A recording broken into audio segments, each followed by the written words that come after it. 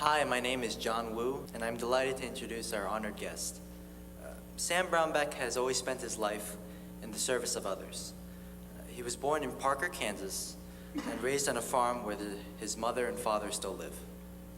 He was a leader in high school, in Future Farmers of America as state president, as student body president at Kansas State University, and president of his class at the University of Kansas Law School. Senator Brownback has served as a White House Fellow in the first Bush administration and was the youngest Secretary of Agriculture in Kansas history. When he was 38, he was elected to the House of Representatives with the Republican Revolution in 1994. And in 1996, he was elected to the U.S. Senate seat held by Bob Dole. Senator Brownback has always felt passionately that we must defend and promote traditional marriage, confirm judges who will interpret the law and not legislate from the bench, protect and renew our American culture, and to defend the human life at every stage of the development everywhere in the world. He's actively engaged in stopping genocide in Darfur, incentivizing drug companies to find cures in neglected diseases throughout the world, and spreading democracy and human rights around the world, especially in North Korea. He is the author of the North Korean Human Rights Act.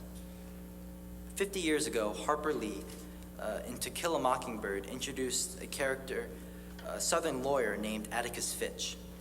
Atticus defended the human and civil rights of a black man in a segregated South where people were indifferent to such rights. Atticus Finch was a fictional character, but in Sam Brownback, we have a real-life Atticus Finch, one who has fought for the dignity and rights of every North Korean refugee.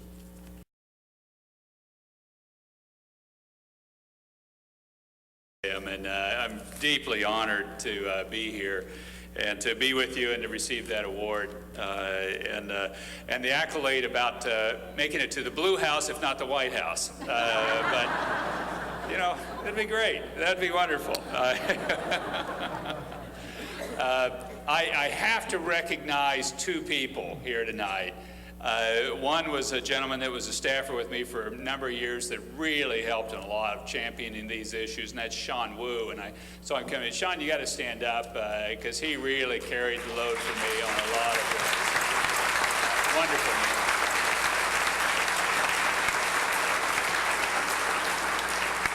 I can't thank Sean enough, and he was with me in Darfur, and he's with me on the Chinese-North Korean border, and he's been with me on so many issues and has really carried the freight and really opened the eyes of the world up on a lot of the things that were happening in North Korea when people didn't know this stuff was going on. And yet the Korean community did, but it wasn't getting out. It wasn't, the rest of the world wasn't hearing about it.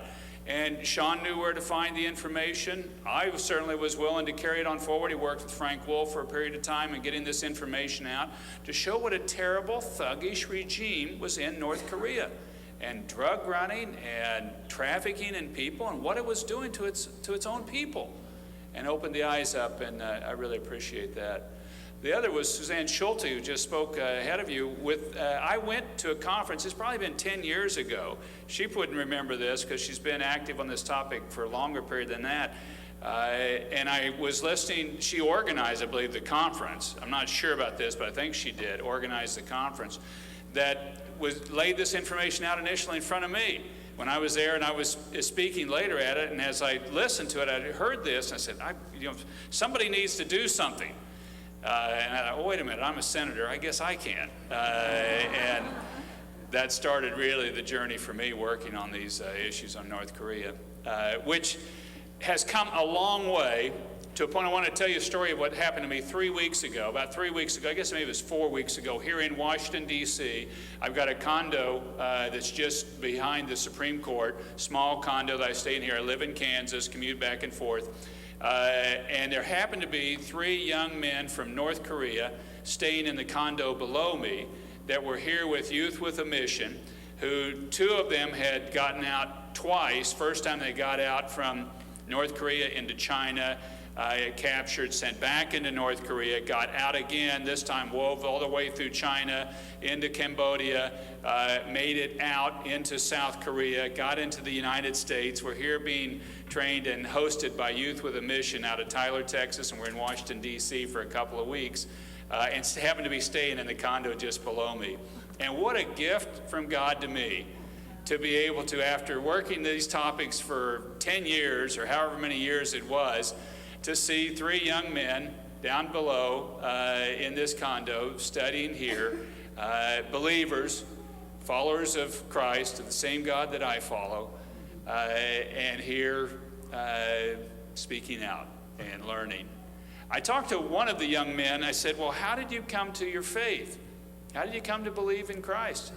And he said he had gotten across the line from North Korea into China and was staying with a missionary, I don't know how I want to call it other than a hidden missionary that had a halfway house there right on the Chinese-North Korean border.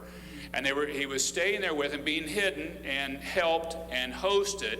And if any of you are supporting those groups that are on that Chinese border, that are hosting and keeping North Koreans, keep doing it, please. You're helping real people that are in desperate situations. He was staying there. The missionary, although, would get him up at 5 in the morning every morning to pray, and he didn't believe. But, look, I'm staying here, and so he's making me get up at 5, and if I don't do this, I don't have any place to stay, so I guess I'll get up and pray at 5 in the morning. I don't know if any of you have done anything like that. I wouldn't suggest that you have. But he finally said one morning, he said, God, I've got to know, are you real or not? Are you there? And he said he was just filled with this sense within him of God saying, I am your Father, I am your protector, I have been with you all along. Amen. And he then makes it.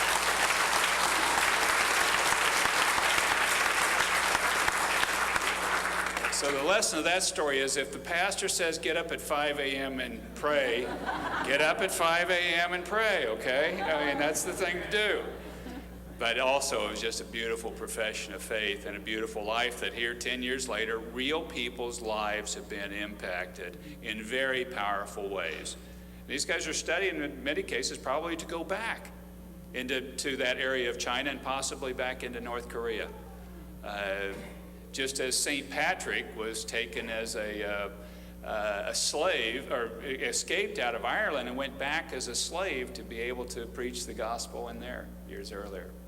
It's an amazing thing, and that's an amazing thing that's gone on.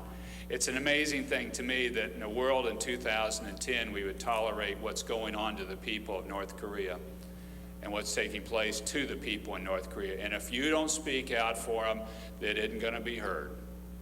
It's just a flat line to the whole situation. If you don't speak out, they don't have enough voice. The world has kind of long since thought, oh yeah, I know North Korea is terrible. But they don't know how terrible it is. And they don't know how terrible people's lives are. And I've hosted at press conferences here women that have gotten out of North Korea and say 90% of them are trafficked once they get out of North Korea. They're captured along the border and then sold into some sort of sexual bondage or to be a concubine. 90%. And I've asked them, how much money are you sold for? Around $70 to $150. Sold into a bondage like that's taking place. And that is a real life situation. And we have photos of the gulags that exist in North Korea. And we know from what people have said that have gotten out of it, what takes place in the North Korean gulags. And we know about the orphans that are in China, the statelessness of these children. And we know what's taking place in North Korea. So we've got people that have gotten out and have communicated. We know these things. And yet if you don't stand up, if KCC doesn't stand up and make an issue of it, because the thing about it is in American politics, there are 1,000 things that are going on. There's 1,000 things, and always the issue in American politics is getting focus, because you can't focus on 1,000 things. You can only focus on a few things.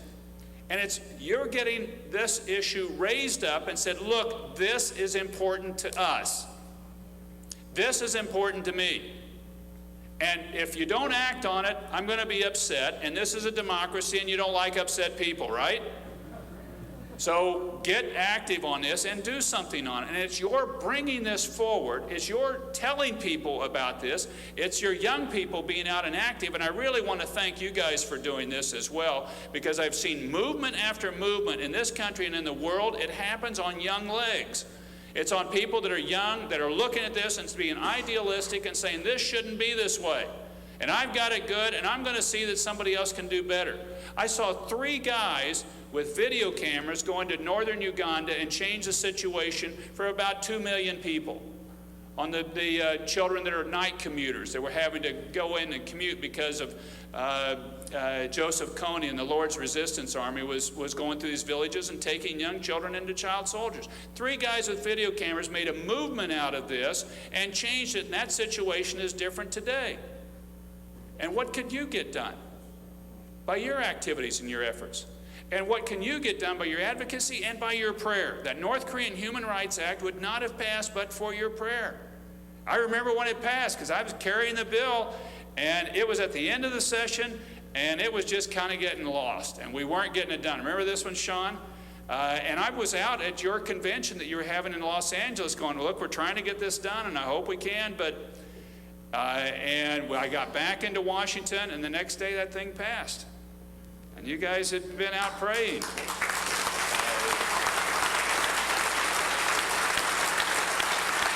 And we serve a God that works for those who wait upon him. And you wait on him. I couldn't be happier to be associated with your cause. True religion, the gospel tells us, is taking care of widows and orphans in their distress.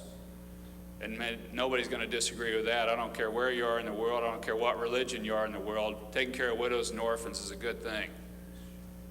And nobody's going to disagree with you. And we've got a lot of people that are in that situation, widows and orphans and people in distress in North Korea, in China, in different places around the world trying to get to freedom. So thank you for your deep honor of this tonight.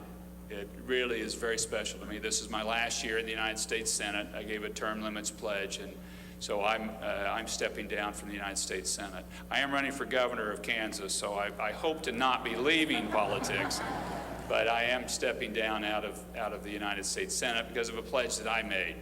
And I've always believed that I had a friend of mine tell me this that has stuck with me, that when a man breaks his word, it breaks the man. So you keep your word. And I'm going to do that in this. But the cause goes on.